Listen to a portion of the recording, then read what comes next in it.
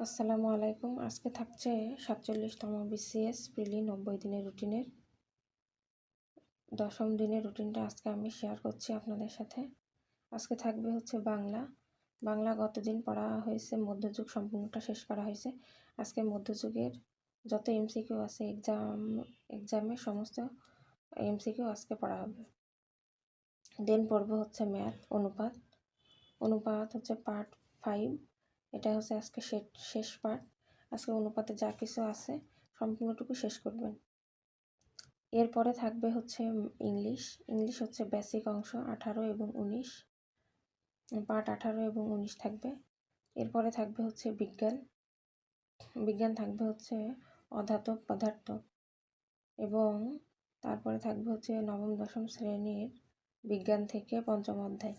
এরপরে থাকবে হচ্ছে বাগধারা 20টা, সমার্থক শব্দ হচ্ছে একটা, কারণ সমার্থক শব্দ একটার ভিতরে অনেকগুলো থাকে, অনেক পড়তে হয়, এই জন্য প্রতিদিন একটা একটা করে আমরা শেষ করব, তাহলে যাতে ভালোভাবে মনে থাকে। আমরা পড়বো কম, কিন্তু পড়াগুলো আমাদের যাতে ইফেক্টিভ হয় সেই পন্থা অবলম্বন করব। এরপরে থাকছে হচ্ছে স্পেলিং 5টা এবং সিনোনিম ও অ্যান্টোনিম 5টা। এরপরে থাকবে সাবস্টিটিউশন 5টা। তো আজকে এ পর্যন্ত, সকলকে ধন্যবাদ।